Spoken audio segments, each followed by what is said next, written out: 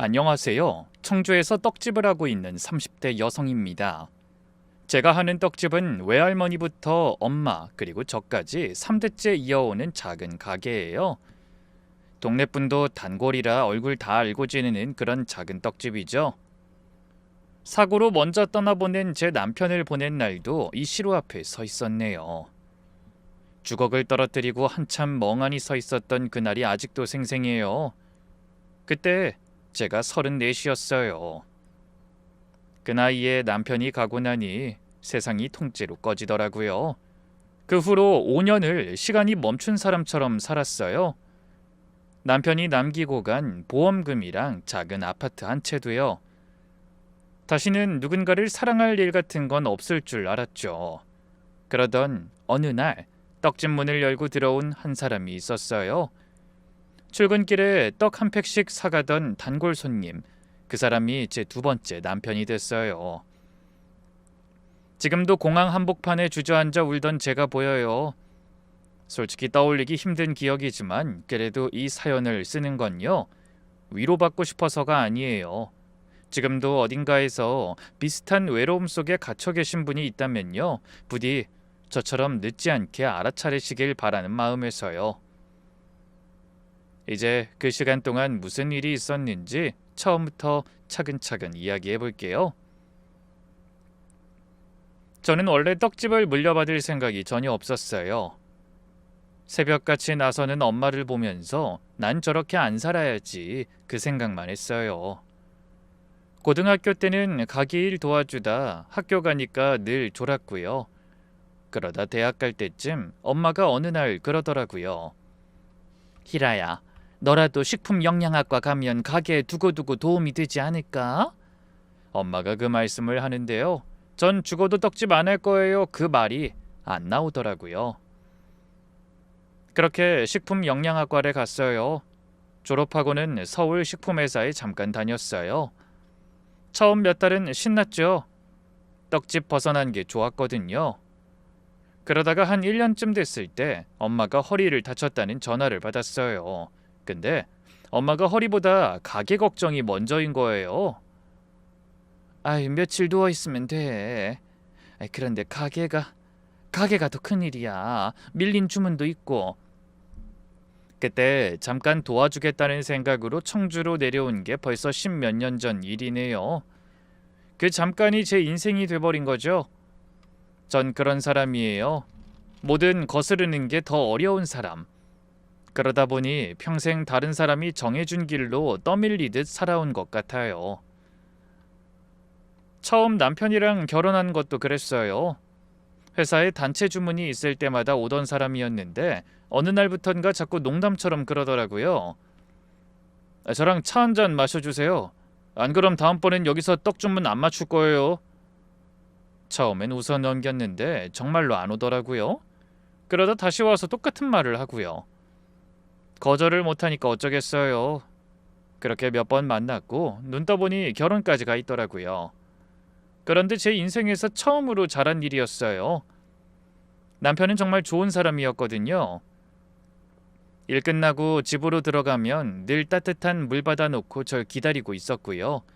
한 번씩 꽃 사다가 식탁에 두는 낭만적인 사람이었어요. 결혼한 지 1년쯤 됐을 때는 저한테 이런 말도 하더라고요. 여보, 그 새벽에 가게 안 나가게 해줄게. 내가 더 열심히 일해서 당신 평생 먹여 살릴 거야. 그런데 그렇게 평생 먹여 살리겠다던 사람을 결혼 2년 8개월 만에 산에서 잃었어요. 그때부턴 기계처럼 매일 가게 나가고 저녁에 혼자 텔레비전보다 잠드는 게 반복이었어요.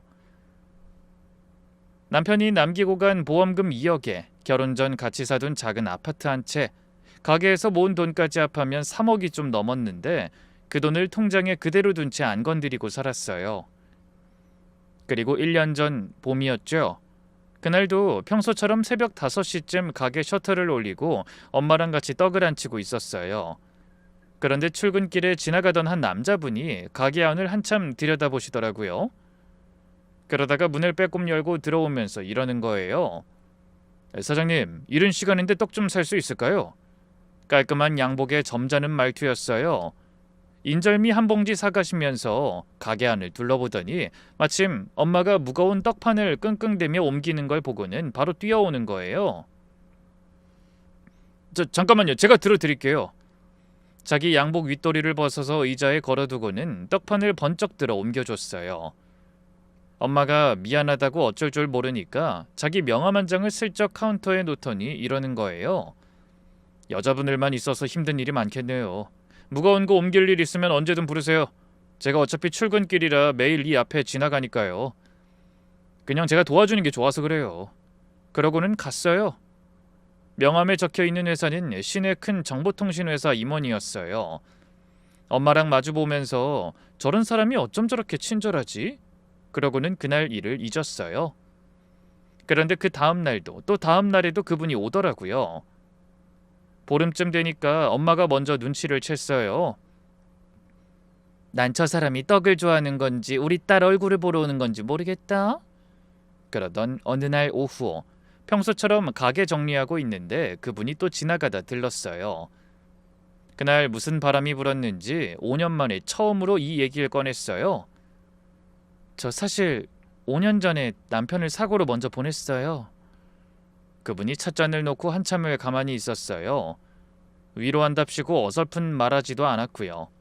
또 어떻게 갔냐 캐묻지도 않았어요. 그냥 한참을 그렇게 있다가 조용히 그랬죠. 많이 힘드셨겠네요. 5년이면. 근데 이젠 뭐든 시작하세요. 남편분도 기뻐할 거예요. 전 그 말 듣고 그 자리에서 눈물이 났어요. 다들 괜찮니? 많이 힘들지? 그러기만 했지. 다시 뭐든 해보라고. 그런 응원은 처음이었거든요. 그날 그 대화가 제 마음의 어떤 문을 살짝 연 순간이었어요. 그리고 그때부터는 정말로 무거운 일 있을 때마다 도와줬어요. 근데 나중에 그 사람 얘기를 들어보니 아내랑은 5년 전에 사별했고 자녀도 없고 형제 부모도 일찍 가셨다고 하더라고요. 참 외로운 사람이구나 그렇게만 생각했어요. 처음 만난 봄부터 6개월 동안 우린 정말 부담스럽지 않게 천천히 가까워졌어요. 이게 참 지금 생각해도 영리한 거였어요. 막 들이대지도 않고 그냥 늘 그렇듯 아침에 떡 한 봉지 사가면서 안부 묻는 정도. 가끔 점심시간에 같이 밥 먹는 게 다였어요. 그런데 얼마 뒤에 저한테 산책을 가자고 하는 거예요. 동네에 작은 호수공원이 있었거든요. 호숫가를 같이 걷는데 갑자기 발걸음을 멈추더니 주머니에서 작은 상자를 꺼냈어요. 사실 내가 외로움을 너무 오래 알았어. 당신도 그런 것 같고. 외로운 사람 둘이서 이젠 서로 안 외롭게 의지하면서 살면 안 될까? 내가 평생 당신 옆 지켜줄게. 그 상자 안에는 반지가 들어있었어요. 근데 전 거기서 바로 대답을 못했어요. 생각할 시간 좀 줘요. 이상하게 만남은 좋은데 마음이 너무 복잡했어요. 먼저 간 남편한테 미안하기도 했고요. 또 두 번째 결혼이라는 게 가장 무서웠던 것 같아요. 또 잘못된 선택을 할까봐 두려웠거든요. 다음 날 아침 엄마랑 단둘이 차를 마시는데 결국 제가 그 말을 꺼냈어요. 엄마, 실은 그 사람이 어제 나한테 청혼했어. 엄마가 찻잔을 놓고 한참 절 보더라고요. 그러더니 제 손을 잡고 이 말을 했어요. 아이고 잘됐다. 엄마가 너 보면서 5년 동안 가슴이 미어졌어. 한창인 나이인데 이렇게 살면 어떡하나. 그 사람도 너 이러고 있길 바라지 않을 거다. 저런 사람 너 또 못 만난다. 귀한 인연 놓치지 말고, 응? 그냥 외롭지 않게 같이 사는 게 얼마나 좋은 일이야. 그동안 엄마도 저한테 새로운 사람 만나라 소리 못했거든요. 남편 과거를 말하다가 상처받을까 봐요. 근데 그날은 처음으로 적극적으로 만나보라는 거예요. 그래서 바로 다음 주에 그 사람한테 고백에 대한 답을 했어요. 근데 제 대답을 듣더니 목이 메어 그러더라고요. 진짜? 진짜야? 진짜지? 진짜 나랑 결혼해 주는 거지? 근데 제가 더 놀란 게 전화기 너머로 그 사람 우는 소리가 들리는 거예요. 다 큰 어른이 아이처럼 그러는 게 순수해 보이더라고요. 그게 또 제 마음을 흔들었어요. 이 사람도 그동안 얼마나 외로웠으면 이렇게 우나 싶어서요. 그렇게 결혼 준비를 시작했어요. 사실 처음 결혼할 때도 부족함이 많았는데 그때 못다한 행복한 결혼식을 이번엔 해보고 싶었어요. 욕심이라는 게 생긴 거예요. 그래서 웨딩홀 몇 군데를 제가 좀 알아보고 그 사람한테 보여줬더니 그날따라 좀 반응이 이상했어요. 사진을 보면서 우물쭈물하더라고요. 평소엔 결정 빠르고 시원시원하던 사람이 말이에요. 미안한데 우리 결혼식 그냥 안 하면 안 될까?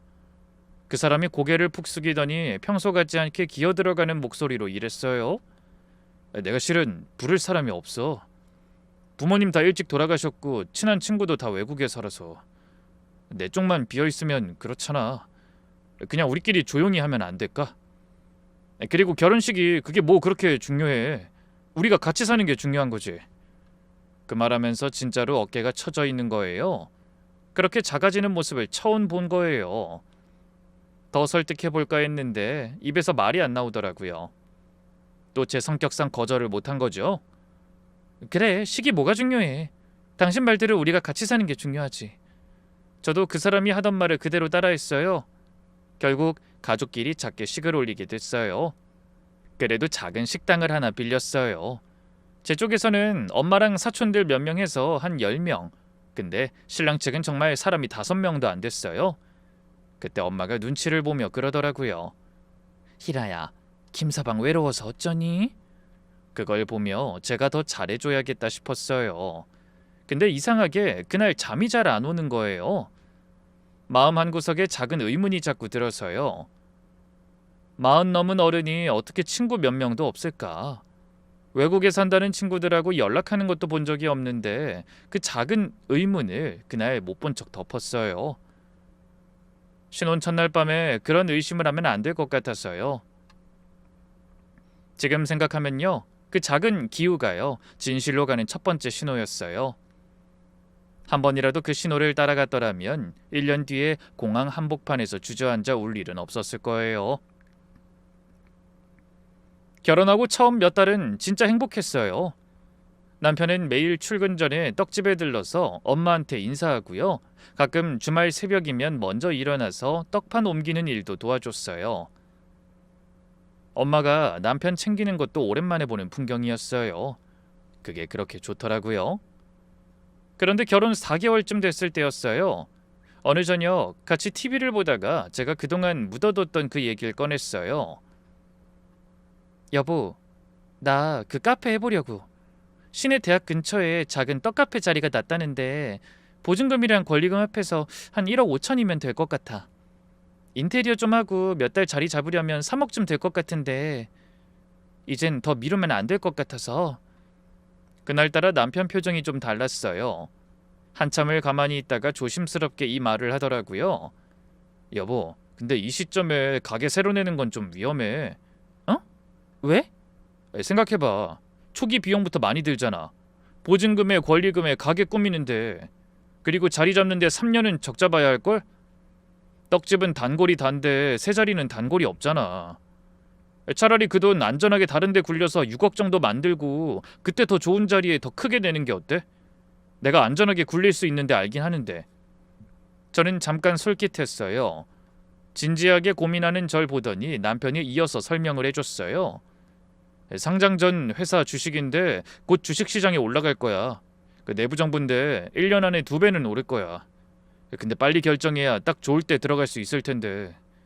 그러더니 그 다음 날도 슬쩍슬쩍 말을 꺼냈어요. 나중엔 살짝 짜증을 내더라고요. 아직도 결정 안 했어? 나 못 믿겠어? 내가 당신한테 그렇게 못 믿어온 사람인가? 그 말투가 처음이었어요. 결혼 4개월 동안 한 번도 안 듣던 톤이요. 저는 깜짝 놀라서 가만히 있었어요. 그러니까 그 사람이 바로 또 미안하다고 사과하더라고요. 미안해. 내가 너무 답답해서 말이 좀 그랬다. 다 당신 잘 되라고 그러는 건데. 그날 저는 결국 1억 5천을 그 사람이 알려준 대로 송금했어요. 통장에 남은 1억 5천도 곧 보내달라고 했지만 그 부분까지는 조금 망설였어요. 한 번에 다 보내기엔 무서웠어요. 근데 그날부터였어요. 작은 신호들이 하나씩 쌓이기 시작한 게요. 첫 번째 신호는 병문 안이었어요. 이모가 병원에 입원하셨다는 연락이 왔어요. 무릎 수술을 했다고요. 마침 그날 남편도 일찍 들어와 있어서 같이 가자고 했죠. 그렇게 병원에 갔는데 이모가 침대에 앉아 계시다가 우리 셋이 들어가니 활짝 웃으면서 인사하더라고요. 그런데 남편이 인사하고 의자에 앉는 순간 이모가 그 사람 얼굴을 빤히 보는 거예요. 어? 어디서 봤더라? 저는 처음엔 그냥 그러시나 보다 했어요. 그런데 이모가 계속 갸웃거리시는 거예요. 분명히 어디서 봤는데 어디서 봤지? 사위, 혹시 고향이 청주야? 그 말이 끝나는 순간 남편 표정이 한순간 굳었어요. 미소가 그대로 얼어붙은 것 같은 그런 표정요. 0.5초 정도 됐을까요? 다시 표정이 돌아왔어요. 엄마가 화제를 돌렸어요. 아유, 우리 사위 잘생겼어. 닮은 사람 TV에서 봤나 보지. 그날 병실을 나와서 집으로 돌아오는데 남편이 평소랑 다르게 말이 없었어요. 그리고 사건이 터진 건 몇 주 뒤 신혼여행 가는 날이었어요. 그날 남편이 새벽부터 좀 부산스러웠어요.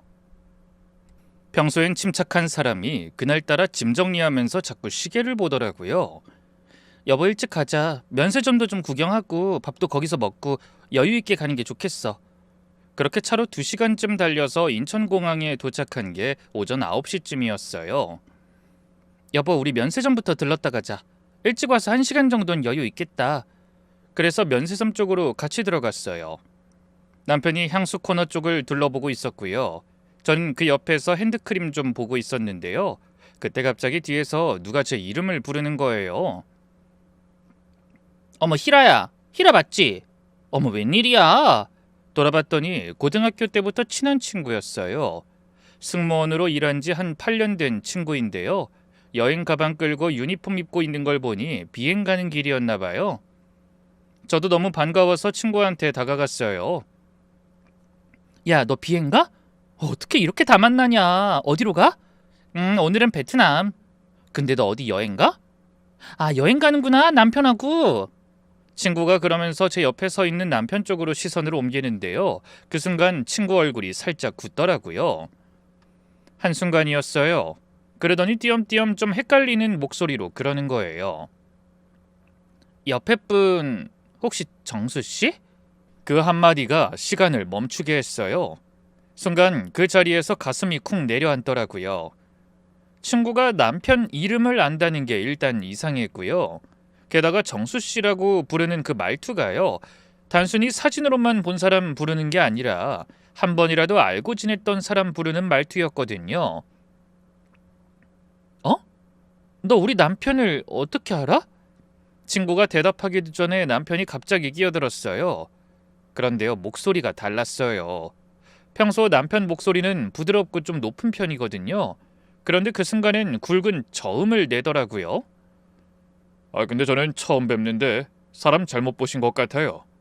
희라야, 우리 늦겠다, 가자. 근데 친구가 한참 남편을 똑바로 바라봤어요. 그러더니 천천히 또박또박 그러더라고요. 정수씨, 저 기억 안 나세요? 그 결혼식장에서 봤잖아요. 그 식장 옆 계단에서. 그 말이 떨어진 순간 남편 동공이 흔들렸어요. 분명히요. 미세하게 떨리는 게 보였어요. 그러더니 시선을 다른 데로 돌리면서 이러는 거예요. 아니라니까요. 사람 잘못 보셨어요. 그 말 안에 평소 남편 말투의 흔적이 하나도 없었어요. 다른 사람이 서 있는 것 같았어요. 친구가 뭔가 한마디 하고 싶은데 망설이는 그런 얼굴로 저를 한번 보고 남편을 보더니 한참 만에 입을 열더라고요. 희라야, 너 그때 결혼식 때 거기까지 말하고 또 입을 다물었어요. 친구 시선이 자꾸 남편 쪽으로 가더라고요. 저는 그 모습이 이상했어요. 혹시 제 첫 번째 결혼 이야기가 실례일까봐 말을 못하는 줄 알았죠. 왜? 내 결혼식이 왜? 이 사람도 알아. 말해도 돼. 아니, 그러니까 너 첫 결혼식 때 왜 그때 식장에서 갑자기... 그 순간 남편이 또 끼어들었어요. 평소보다 한 톤 높아진 떨리는 목소리로요. 여보, 이젠 진짜 가야 돼. 시간 다 됐어. 사람 잘못 보신 것 같은데 우리 일단 가자, 응? 평소 남편이라면요, 넉살 좋게 넘길 사람이거든요. 전 거기서 이상하다는 확신이 있었어요. 친구가 남편 이름을 안다는 게 우연일 수가 없잖아요. 그때 친구가 제 팔을 잡았어요. 히라야, 우리 잠깐만 화장실 좀 같이 가자. 빨리, 시간 없어. 필사적으로 저를 잡는 친구를 본 남편이 다급해진 목소리로 저를 다시 불렀어요. 여보, 우리 시간 없어. 빨리 가야 된다고. 지금 얘기할 시간 없어. 평소 같으면 전 남편한테 끌려서 갔을 거예요. 거절을 못하는 사람이니까요. 근데 그날은요, 저도 모르게 남편 손을 뿌리쳤어요.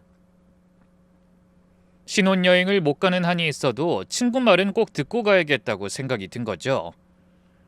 5분만, 화장실만 갔다 올게. 남편한테 단호하게 말한 뒤 친구 손을 잡고 화장실 쪽으로 걸어가는데 등 뒤에서 남편 목소리가 들렸어요. 이번엔 뭔가 더 애절해진 목소리더라고요. 여보, 아니 여보, 그러지 말고. 화장실에 들어가자마자 친구가 거울 앞에 서서 저를 봤어요. 히라야, 너 정신 차리고 잘 들어. 저 사람 네 결혼식 날 식장 뒤집은 그 아주버님이야. 전 그 말에 손이 떨려서 세면대를 잡았어요. 나 똑똑히 기억해. 그날 비행 끝나고 늦게 너 결혼식 도착했었잖아. 식 끝나갈 때 갔는데 식장 앞 계단에 한 남자가 누워있더라. 넥타이 다 풀고 술 냄새 풍기면서. 다들 구석에다 짐처럼 처박아 놓고 신경도 안 쓰더라고. 그게 좀 안쓰러워서 한쪽 의자에 앉혀줬어. 물도 한 잔 떠다 줬고. 그때부터 막 펑펑 우는 거야. 나더러 동생만도 못한 한심한 놈이래요. 그러면서 동생 결혼식에 자기만 안 부른 건지 모르겠다고 서럽게 울더라.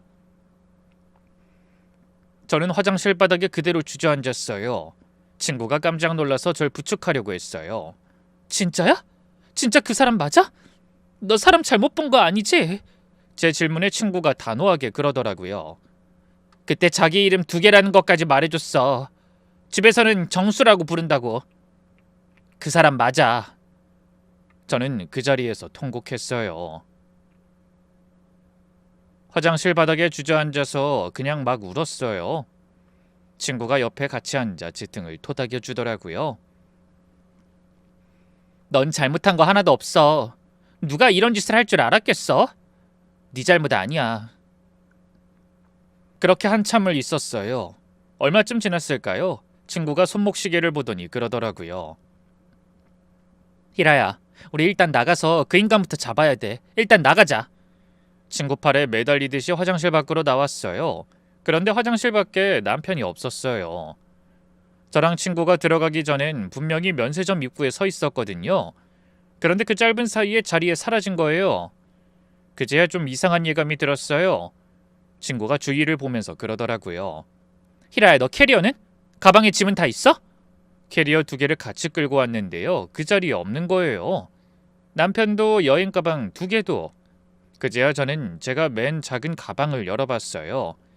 손이 떨려 가방 지퍼가 잘 안 열리더라고요. 가방 안에 신혼집 도장까지 있었어요. 남편이 여행 갔다가 돌아오는 날 명의 정리할 것이 있으니 도장이랑 통장 같이 챙기자고, 그래서 제가 다 들고 왔거든요. 그런데 가방 안에 그 도장이랑 통장도 없었어요. 결혼 반지도요. 여행 가서 같이 사진 찍자고 해서 일부러 챙겨둔 건데 그것도 어느새 감쪽같이 사라지고 없더라고요. 저는 그 자리에서 다리가 풀려서 또 주저앉았어요. 친구가 눈치채고 바로 공항 직원을 불렀어요. 감시 카메라를 좀 확인해달라고요. 직원이 처음엔 안 된다고 그러더니 저희 사정 듣고 경찰을 불러줬어요. 공항 경찰서에서 몇 시간을 기다렸더니 감시 카메라 영상을 같이 보여줬어요. 그리고 영상에는 남편이 면세점 앞에 3분 정도 서 있다가 갑자기 캐리어 2개를 끌고요. 출국장이 아니라 입국장 쪽으로 빠르게 걸어가는 모습이 찍혔어요. 그러고는 공항 밖으로 나가서 택시를 잡아 타고 갔어요. 어디로 갔는지는 그 시점에선 알 수가 없었고 저는 공항 한복판 의자에 앉아 가슴을 누르며 울었어요. 친구도 비행 시간이 임박해서 어쩔 줄을 모르더라고요. 히라야, 어떡하지? 미안해, 나 비행 가야 돼. 근데 너 진짜 어떡해? 가, 너 가. 엄마한테 전화할게. 친구가 마지막으로 저를 한번 꼭 안아주고는 그랬어요. 히라야, 절대 너 탓하지 마. 너 잘못한 거 하나도 없어. 그 인간이 나쁜 거야. 알았지? 내가 비행 끝나는 대로 전화할게. 한국 들어오자마자 너한테 갈게. 내가 뭐든 도울게. 그러고는 게이트 쪽으로 뛰어갔어요. 제 처지가 참 기가 막히더라고요. 신혼여행 가는 첫날에 남편한테 모든 걸 도둑맞고 공항 한복판에 혼자 남아있는 거예요. 곧바로 엄마한테 전화를 걸었어요. 첫 마디가 안 나와서 한참을 그냥 울었어요. 엄마가 처음엔 무슨 일이냐고 묻다가 제가 한참 못 말하니까 눈치를 채고 이 말을 하더라고요. 너 지금 어디 있어? 엄마 갈게. 어디 있는지만 말해. 엄마? 공항? 그래, 엄마가 갈게. 거기 있어. 움직이지 마. 엄마 바로 가게 닫고 갈게. 전화 끊고 저는 다시 공항 의자에 멍하니 앉아 있었어요. 저만 그 공항에서 혼자였어요. 엄마가 도착하기 전까지 그 2시간 동안 한 가지를 깨달았어요. 이게 끝이 아니구나.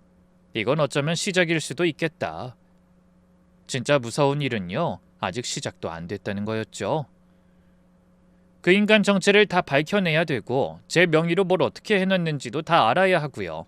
무엇보다요, 그 인간이 누구길래 제 첫 결혼식에 술 취해 나타났던 사람이 다시 제 2번째 남편으로 나타나게 된 건지 그 사실을 다 알아내야 했어요. 큰 소리 쳐본 적 없는 제가 그 인간을 끝까지 쫓아가서 직접 무릎 꿇리겠다고 독하게 마음을 먹었어요. 엄마가 도착한 건 오후 1시쯤이었어요. 저는 공항 의자에서 2시간 넘게 그대로 앉아 있었어요. 캐리어 끌고 지나가는 발소리만 멍하니 듣고 있었는데 멀리서 가까워지는 발걸음 소리가 들렸어요. 고개를 들었더니 엄마가 거기 서 계셨어요. 가게에서 입던 앞치마 그대로 챙겨 입고 왔더라고요. 가게 문 닫고 부랴부랴 출발하신 거예요. 저를 보더니 한마디도 못하고 그냥 의자에 앉아 저를 꽉 안더라고요. 희라야, 힘들면 말 안 해도 돼. 다 말 안 해도 된다. 일단 집으로 가자. 청주가는 그 몇 시간 동안 차 안에서 엄만 한마디도 안 물으셨어요. 그리고 친정집에 도착한 게 저녁이 다 돼서였어요. 엄마가 저를 안방에 눕히더니 저녁 때쯤 따뜻한 호박죽 한 그릇을 들고 들어왔어요. 그리고 한 숟갈씩 떠서 제 입에 넣어주시는 거예요. 엄마, 내가 먹을 수 있어. 먹어. 그냥 엄마가 떠주는 거 받아 먹어, 오늘은. 죽을 먹는데 또 눈물이 났어요. 엄마가 휴지로 제 눈물을 닦아주시면서 그러더라고요. 엄마한테 다 얘기해. 처음부터 끝까지 다. 저는 그날 밤 엄마한테 모든 걸 털어놨어요. 공항에서 친구를 만난 일부터요. 친구가 남편 이름을 부른 일, 그리고 화장실에서 친구한테 들은 진실까지 다요. 엄마가 다 듣고 한참을 가만히 계셨어요. 그러다 천천히 일어나서 장롱 쪽으로 가더라고요. 잠깐만 있어봐. 그러더니 장롱 윗칸에서 오래된 앨범 한 권을 꺼내오더라고요. 제 옆에 와서 그걸 천천히 펼치는데 제 결혼식 사진이었어요. 8년 전 결혼식이요. 엄마가 페이지를 한 장 한 장 넘기다가 어떤 한 장에서 멈췄어요. 식장 뒤편이 잠깐 찍힌 사진이었어요. 뒷배경에 우연히 잡힌 실수 같은 사진 한 장요. 엄마가 그 사진 한 구석을 손가락으로 가리키셨어요. 이거 봐. 이 사람. 흐릿하게 옆모습이 찍혀 있었어요. 검은 양복에 얼굴은 옆으로 돌아가 있고요. 누군가에게 끌려나가는 듯한 그런 모습요. 엄마가 그 사진을 한참 보시더니 손을 떨며 말했어요. 그래, 이 인간이네. 8년 전 그날 결혼식 뒤집은 그 인간. 그게 김서방이었어. 엄마도 그 옆에서 봤거든. 어디서 본 얼굴 같다고만 생각했는데 네 얘기 듣고 보니까 그래, 맞네. 전 그 사진을 한참 봤어요. 8년 전이라 더 젊고 살도 좀 붙은 얼굴이었지만요. 특유의 눈썹 모양이나 입꼬리 체형이 다 똑같았어요. 엄마, 그 사람 얼굴 기억하고 있었어? 잊고 있었지. 8년 전인데. 그런데 실은 한 달 전에. 엄마가 거기서 말을 한참 못 이으셨어요. 깊이 한숨을 쉬더니 담담히 털어놓더라고요. 희라야, 실은 엄마가 너한테 못한 말이 있어. 한 달 전쯤이었나? 김서방 그놈이 어느 날 가게 와서 그러더라. 가게 명의를 제 앞으로 돌려주면 어떨까 한다고. 세금 혜택이 있는데 그게 유리하다고 그러더라고. 그 자리에선 그냥 한번 생각해보겠다 그러고 넘겼는데 자꾸 그 말이 마음에 걸려서 변호사 친구 아들한테 좀 물어봤거든. 그 아들이 그러더라. 어머님 이상해요. 명의 이전하면 세금 혜택 받는 게 아니라 어머님이 손해봐요. 사위분이 어머님 잘못 알고 있는 거 아니면 명의 이전 절대 하지 마세요. 라고. 엄마가 거기서 결국 울음이 터졌어요. 근데 너 그때 너무 행복해 보여서 가게 나와서 콧노래까지 부르고 그러는데 엄마가 그거 보면서 차마 말을 못하겠더라고. 김서방이 뭔가 오해한 거겠지. 그렇게 넘겼어. 엄마가 너 행복한 거 깨고 싶지 않아서 그랬어. 그런데 그게 이렇게 될 줄 알았으면 엄마가 그때 너한테 말했지. 다 말했지, 희라야. 이상하게 엄마가 우는 걸 보는데 눈물이 안 났어요. 이상하게 마음이 더 차분해졌어요. 엄마 잘못 아니야. 엄마 그때 말해줬어도 나 안 들었을 거야. 그땐 내가 미쳤었으니까. 엄마 손을 잡았어요. 엄마 손이 정말 차가웠어요. 엄마, 우리 가게 명의가 안 넘어간 게 그래도 다행이야. 그게 천만 다행이야, 진짜. 엄마, 나 잠깐만 잘게. 좀 자야 머리가 돌아갈 것 같아. 엄마가 제 이마를 만져주고 나가셨어요. 그날 밤 저는 한숨도 못 잤어요. 천장만 보고 누워 있었는데요. 한 새벽 3시쯤 휴대전화 진동이 울렸어요. 친구한테서 온 전화였어요. 비행 끝나고 베트남 호텔에서 전화하는 거였어요. 너 괜찮아? 어머니가 왔다고 그랬지? 청주 와 있어. 엄마랑 같이. 희라야, 내가 호텔 들어와서 가만히 못 있겠어서 금방 한 가지 더 알아본 게 있거든? 친구가 잠깐 숨을 골랐어요. 출입국 관리소 쪽에 지인이 있어서 그 친구한테 부탁해서 알아봤어. 정수 씨 출국은 아직 안 했더라. 해외로 도망은 못 간 것 같아. 그리고 너 그 인간 영수증이나 명세서 같은 거 있으면 일단 싹 다 모아둬. 같이 한번 뒤져보게. 저는 침대에서 벌떡 일어났어요. 진짜?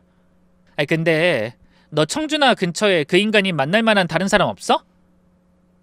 하기야 숨겼겠다. 저는 한참 생각해봤어요. 청주에 남편이 따로 아는 사람이 있을 리가 없잖아요. 결혼한 지 1년 동안 청주에서 만난 사람은 다 저랑 엄마 통해서 만난 사람들이거든요. 그런데 그 순간 머리를 스치는 게 있었어요. 남편이 결혼하고 가끔 부산이며 대전으로 1박씩 사라지던 그 출장요. 그 출장지가 진짜 부산이고 대전이었을까? 그러면서 동시에 저 혼자서 못한다 싶더라고요.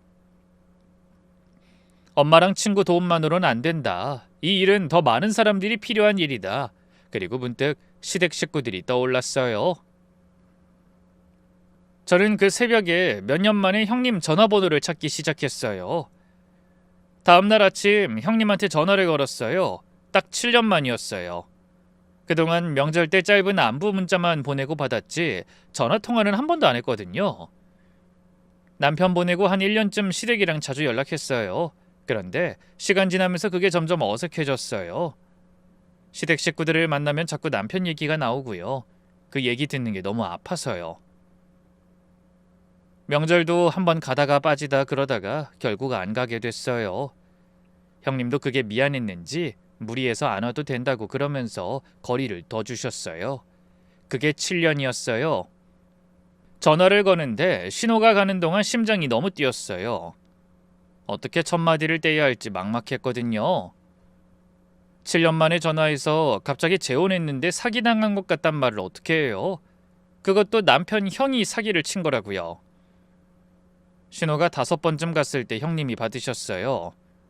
형님, 저예요. 희라요. 전화기 너머에서 잠깐 침묵이 있었어요. 그러더니 형님이 다급한 목소리로 묻더라고요. 무슨 일이야? 혹시 어디 아파? 어머님은 괜찮으시고? 7년 만에 전화했으니 무슨 큰일 났구나. 형님은 그렇게 생각하신 것 같았어요. 형님 아니에요. 괜찮아요. 그게 아니라요. 저 좀 만나주실 수 있어요? 다행히 바로 나와주시겠다고 해서 어느 카페에서 만나기로 했어요. 형님이 사시는 곳에서 차로 2시간 거리예요. 전화 끊고 엄마한테도 말씀드렸어요. 같이 가자는 걸 거절했어요. 엄마, 그냥 나 혼자 만날래. 7년 만이라 좀 그래. 둘이서 얘기하고 싶어. 그래, 혼자 갔다 와. 엄마는 가게에 있을게. 2시에 맞춰 형님이 도착하셨어요. 7년 만에 본 형님은 그대로였어요. 머리만 짧아지셨지 푸근한 미소도 그대로였죠. 절 보더니 한마디도 안 하고 그냥 안아주셨어요. 한참을요. 희라야, 너 왜 이렇게 야위었어? 형님 죄송해요. 연락도 잘 못 드리고. 됐어, 그건 됐어. 무슨 일이야? 일단 앉자. 무슨 일인지 걱정돼서 바로 왔잖아. 그 자리에서 한 5분쯤 말을 못했어요. 어떻게 말을 꺼내야 할지 입이 안 떨어졌거든요. 형님이 차분하게 기다려주셨어요. 전 결국 떨리는 목소리로 힘겹게 입을 열었어요. 형님, 저 실은 1년 전에 재혼했어요.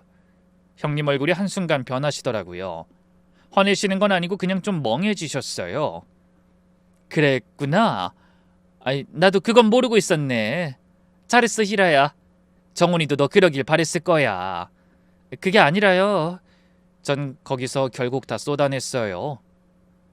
1년 전 떡집에 들어온 그 사람부터 청혼받고 결혼하고 1년 살았던 얘기까지, 그리고 어제 공항에서 일어난 일부터 엄마 가게 명의 이전 시도까지 다요. 말하면서 형님 얼굴이 점점 굳어지는 게 보였어요. 형님이 찻잔을 바로 내려놨어요. 뭐? 재현이가? 형님이 한참을 가만히 계셨어요. 카페 창밖을 보시면서요. 한 5분쯤 그러고 계셨어요. 저는 형님이 너무 충격받은 게 아닌가 걱정이 되더라고요. 근데 형님 눈에 눈물이 고여 있었어요. 희라야, 그놈이 너한테까지 갔구나. 어디서 뭐 하나 했더니 어떻게 너한테 가서... 형님이 거기서 고개를 떨구셨어요. 한참 그러다 결심하신 듯한 얼굴로 절 보시더라고요. 희라야, 내가 너한테 정훈이 살아있을 때부터 얘기를 다 해줄게. 형님이 차를 한 모금 마시더니 처음부터 차근차근 얘기하셨어요. 재현이가 정훈이 형이지. 그런데 우리 집 식구들이 다 그놈을 정수 그랬어. 아버지가 어릴 때 정수라고 지었다가 사고를 너무 많이 치고 다니니까 이름 때문인가 싶어서 나중에 재현이가 된 거거든. 근데 식구들이 입에 붙어서 다 정수라고 부르긴 했어.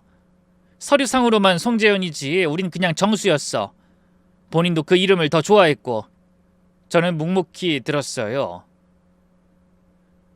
근데 걔가 어릴 때부터 정훈이를 시기했어. 정훈이가 동생인데도 공부 잘하고 운동 잘하고 진짜 어려서부터 다 예뻐했으니까. 그런데 재현이는 안 그랬거든. 큰아들이 동생만도 못해서 어떡하니 그 말 엄마가 자주 할 정도로. 근데 그게 재현이를 망친 것 같기도 해. 자식 둘 들고 비교를 너무 많이 하셨거든. 형님이 거기서 깊은 한숨을 내셨어요. 근데 동생이고 가족이잖아. 그런데 그놈이 동생을 계속 등쳐먹었어. 결혼하기 전에 정훈이한테 사업한다고 돈 빌려서 다 날리고, 그러고는 또 사업한다고 정훈이 명의로 사채 끌어다 쓰기까지 하고, 정훈이가 갚느라 결혼하고 2년을 그것 때문에 고생했어. 그거 몰랐지? 저는 고개를 저었어요. 정말 몰랐어요. 처음 남편이 그런 얘기를 한 적이 없었어요. 결혼 생활하는 동안 가끔 형 얘기 나오면 굳은 얼굴로 화제 돌리기만 하고요. 정훈이가 너한테 그런 얘기 안 하려고 정말 했었어. 너 스트레스 받게 하기 싫다고. 내가 갚으면 되니까 누나는 희라한테 아무 말도 하지 마 그러더라고. 형님이 그 말 하는데 저도 모르게 눈물이 흘렀어요. 처음 남편이 결혼 2년 동안 그 짐을 혼자 짊어지고 있었던 거예요. 저는 그것도 모르고 그저 남편이 좀 피곤한가? 일이 힘든가? 그렇게만 생각했거든요. 너희 결혼식 때 다행히 재현이가 외국에 있었어. 어디 동남아 쪽에 피신해 있었던 거지. 사채업자들 피해서. 정훈이가 그래서 일부러 결혼식을 그놈 모르게 잡았어. 친구들도 다 입 다물자고 그랬고. 근데 어떻게 알았는지 그날 술 잔뜩 마시고 들이닥친 거야. 정훈이가 형은 가족도 아니라고 가라고 그랬어. 그렇게 모진 말을 하는 애가 아닌데 오죽했으면. 형님이 거기서 잠깐 말을 멈췄어요. 그리고 깊이 숨을 쉬더니 다시 이야기를 이었어요. 정훈이 죽고 나서 장례식에 재현이가 왔었어. 외국에서 막 들어왔다고 하더라. 영안실에서 정훈이 시신 앞에 잠깐 서 있는 듯 하더니 와서 한다는 첫마디가 보험금 나오면 자기한테 좀 그러는 거야. 내가 그게 무슨 소리냐고 그놈 따귀를 때렸어. 그러고는 다시는 안 봤지. 형님, 그 이후에 어디서 뭐 하나 했더니 너한테 갔구나. 그 새끼가 사람이야? 형님이 거기서 결국 눈물을 터뜨렸어요. 저도 따라서 한참 울다가 형님이 그러더라고요. 희라야, 우리 식구들도 도울 거야. 내가 다 부를게. 우리 식구들까지 다 나서서 그놈이 한 짓 다 밝히자. 다신 사람 노릇 못하게 만들자고. 알았지? 저는 형님 손을 잡았어요. 형님, 죄송해요. 정말 죄송해요. 이런 일 생기니까 형님 찾아오고 너무 염치 없어요. 그런 소리 마. 정훈이 생각나는 게 힘들어서 그랬던 거지. 우리 가족이잖아. 형님이 그 말을 하며 손을 꽉 잡아주시는데요. 이번엔 혼자가 아니구나 싶더라고요. 형님은 그날 친정집까지 들러서 엄마도 만나고 가셨어요. 그날 늦게 떠나면서 그러더라고요. 희라야, 내가 다 데리고 다시 올게. 다 같이 잡자. 너 혼자 우는 거 절대 못 봐. 형님 차가 떠나는 걸 친정집 대문 앞에서 보면서요. 처음으로 마음 한구석이 든든해지는 걸 느꼈어요. 든든한 뒷배가 생긴 기분이랄까요. 큰 싸움은 아직 시작도 안 됐지만 그래도요. 혼자가 아니라는 기분이 큰 힘이 되더라고요. 이틀 후 형님이 친정에 다시 오셨어요. 이번엔 혼자가 아니었어요. 친척 중에서 변호사로 일하는 사촌 한 분과 같이 오셨어요. 그분이 처음 남편이랑도 어릴 때부터 친했던 사이라고 하더라고요. 엄마가 거실에 큰 상을 펴고 떡이랑 차를 한 상 차려 놓으셨어요. 변호사 사촌분이 한마디를 먼저 하더라고요. 참 재수씨, 이런 일로 만나서 어떡합니까? 그래도 끝까지 가보죠. 우리가 가만히 있으면 정훈이가 무덤에서 편하겠어요? 일단 그 인간이 뭘 해놨는지부터 다 뽑아봅시다. 인감하고 신분증, 결혼생활 동안 쓴 통장 다 주세요. 저는 챙겨온 서류를 드렸어요. 그날 오후부터 변호사 사촌이 청주 시내를 다니며 등기소, 은행, 세무서를 다 돌더라고요. 저녁에 다시 친정집으로 오셔서 종이 한 장을 내밀었어요. 지금 위험한 거부터요. 그놈이 재수씨 명의로 7천만 원 대출을 받아놨어요. 결혼 6개월쯤 됐을 때예요. 동서 인감하고 도장 가져가서 한 것 같아요. 결혼 초에 살림 정리한다고 인감 잠깐 맡긴 적 있죠? 네, 있었어요. 자기가 등기 정리한다고요. 아마 그때 했을 거예요. 근데 그 돈은 이의 제기하면 무효 처리 가능해요. 위조 인감 사용이고 본인 인지 없는 대출이라 은행이 책임져요. 이 부분은 제가 바로 들어갈게요. 그리고 다음 종이를 넘기면서는 안도의 표정을 지었어요. 다행인 건 어머님 가게 명의 이전 시도는 막혔어요. 그때 버틴 게 진짜 잘하신 거예요. 가게는 그대로 어머님 명의라서 안전해요. 근데 또 하나가 있어요. 그 인간 통해서 1억 5천 투자했다고 했죠. 상장 전 회사 주식이라고. 네. 근데 그런 회사 없어요. 서류상으로만 있고 주소지 가보면 빈 사무실이에요. 외피만 만들어 놓은 가짜 회사죠. 그 1억 5천은요. 그대로 그 인간 주머니로 들어갔다고 보면 돼요. 저는 한참 말을 못했어요. 처음 남편이 평생 일해서 남기고 간 보험금 절반을 한순간에 잃은 거예요. 그 돈이 어디로 흩어졌나 거래 추적해보니까 여러 군데로 흩어져 들어갔어요. 이건 다른 사람 돈도 같이 섞여 있다는 뜻이겠죠. 머리가 핑 돌더라고요. 저 말고도 그 인간한테 당한 사람이 있다는 거잖아요. 그때 제 휴대전화가 울렸어요. 친구한테서 온 전화였어요. 잠깐 마당으로 나와서 받았어요. 무슨 일이야? 희라야, 내가 그 인간 신용카드 명세서 집에 두고 온 거 없나 찾아버렸잖아. 너 보내준 그 영수증 봉투에서 펜션 예약 영수증이 나왔어. 모레 오후 3시 옥천 펜션이야. 예약자 이름이 김태영으로 되어 있더라. 세 번째 이름이야. 진짜 대단한 인간이지? 저는 그 자리에서 다리가 휘청거렸어요. 뭐래요? 그 인간이 펜션에서 새로운 표적을 만난다는 뜻이잖아요. 일단 전화를 끊고 집 안으로 다시 들어갔어요. 친구 덕분에 알아낸 정보를 다 말씀드렸어요. 다 듣고 형님이 한마디 하더라고요. 이거다. 이번엔 우리가 함정을 파야겠네. 네? 어떻게요? 그 펜션에 올 사람을 알아내서 우리가 미리 알리고 약속한 자리에 우리가 가는 거야. 내가 가서 앉아 있을게. 그놈이 날 보면 어떻게 될까? 그 표정 한번 보고 싶다. 그 말을 들은 변호사 사촌이 거기서 깔끔하게 정리를 하더라고요. 그럼 그 사람 신원부터 알아내야 해요. 펜션 사장 통해 그분 연락처 알 수 있을까요? 네, 한번 부탁해 볼게요. 그리고 그날 펜션에 형사가 동석해야 해요. 제가 어제 미리 고소장 한 장 접수해뒀어요. 사기, 사문서 위조, 결혼 빙자 다 걸어서요. 그날 같이 출동할 수 있게 제가 부탁해 볼게요. 펜션 주차장 입구는 펜션 사장한테 양해 구해서 차로 막아 세워둬요. 도주 못하게 해요. 그러더니 형님이 절 부르시더라고요. 히라야, 넌 그날 한쪽에 숨어 있어. 괜히 그 인간 얼굴 안 봐도 돼. 전 그 말 듣고 한참 생각에 잠겼어요. 그러다 처음으로 단호하게 말했어요. 아니에요, 형님. 저 가서 볼 거예요. 그 인간 얼굴 보고요. 한마디 해야 끝나요. 저 평생 거절도 못하고 살았는데요. 이번에도 피하고 살 순 없어요. 그 인간한테 직접 말할래요. 다 저를 쳐다봤어요. 엄마도요. 한참 다들 가만히 있다가 형님이 제 손을 잡으시더라고요. 그래, 너 원하는 대로 해. 네가 끝내는 거 정훈이도 보고 싶어 할 거야. 그렇게 작전이 정해졌어요. 모레 오후 2시 반에 펜션 도착. 형님이 세표적인 사람인 척 자리에 앉아 있고요. 변호사 사촌이 형사 두 분과 함께 옆방 대기. 펜션 주차장 입구 차단. 친구가 펜션 정문 앞 도로변에 차를 세우고 대기.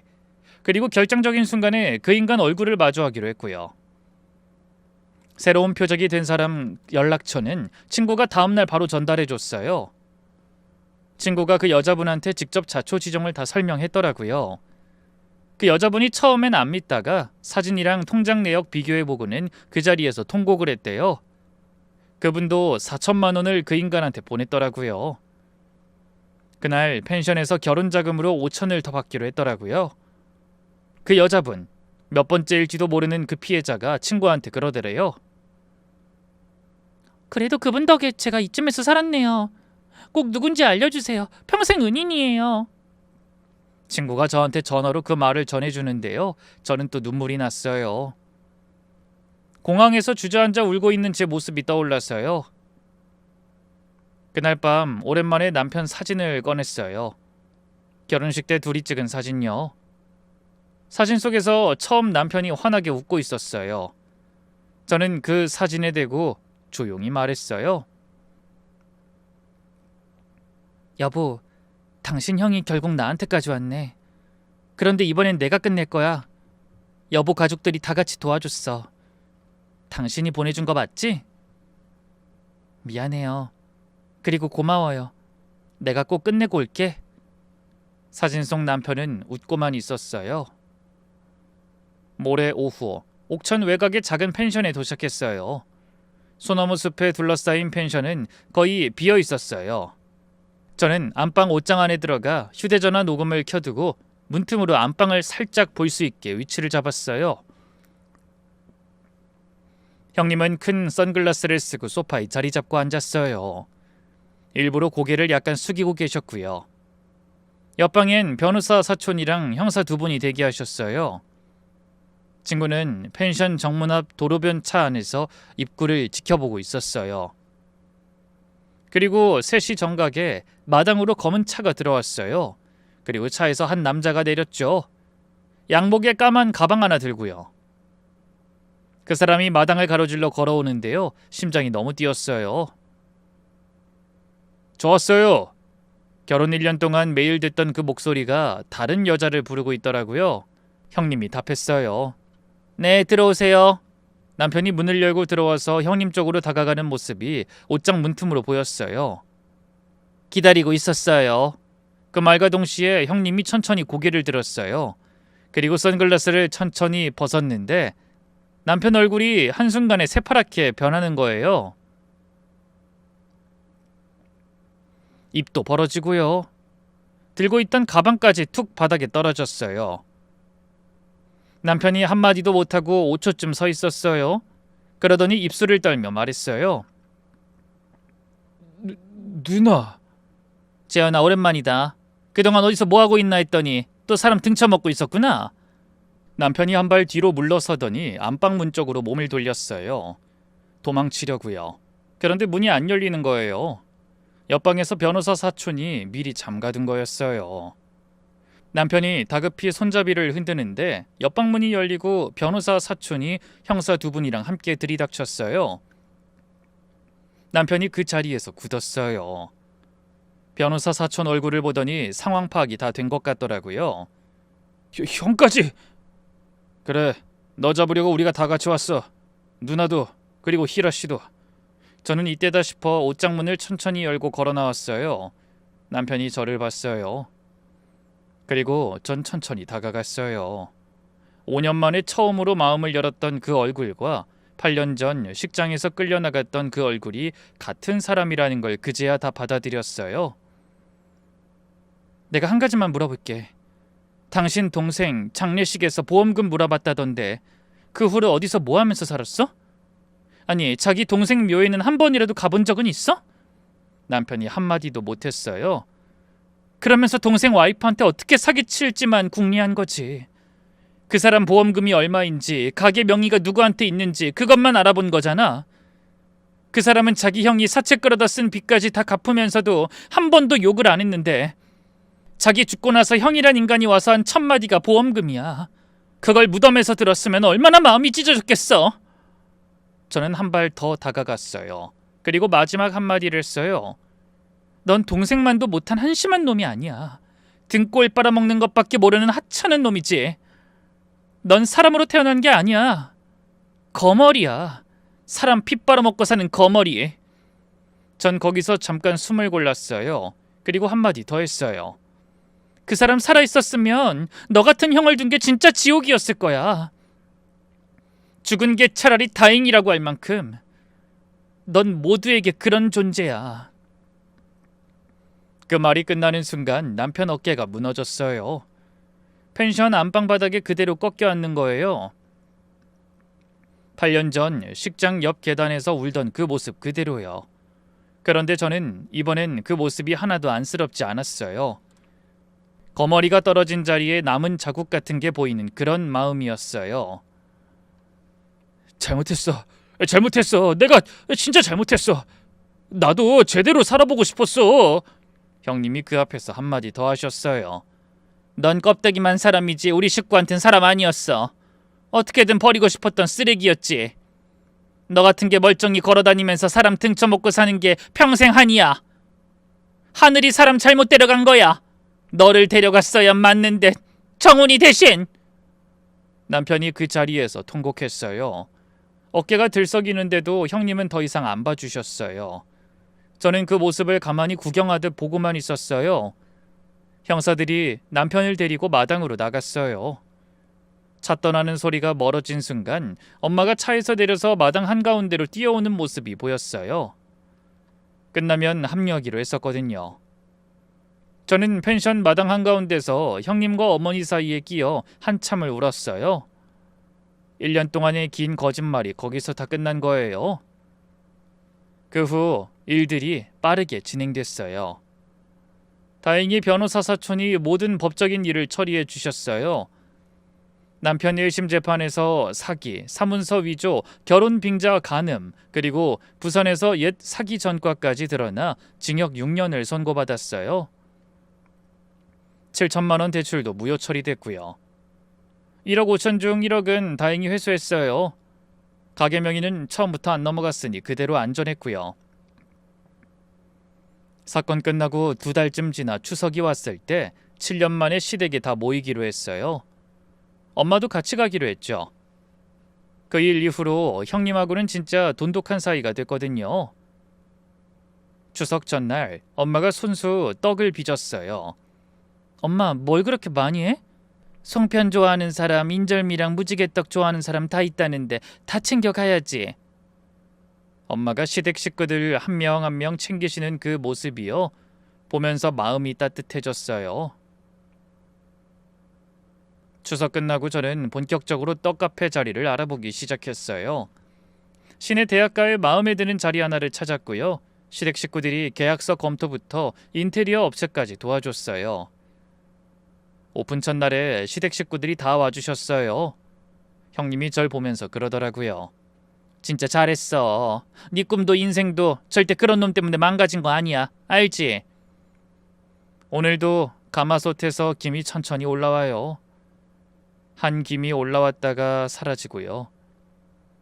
이 일상은 똑같아요. 어린 제가 엄마 옆에서 보던 그 모습 그대로요. 그런데 딱 하나 달라진 게 있다면 제가 다른 사람이 됐어요. 저는 더 이상 거절 못하는 바키라가 아니었어요. 한 인간을 무너뜨릴 만큼 단단한 제가 있었어요. 마지막으로 여러분께 하고 싶은 말이 있어요. 외로움에 갇혀서 누군가 손 내밀고 찾아오는 사람을 보고 마음이 흔들리고 계신 분이 있다면요. 한 번만 의심해 보세요.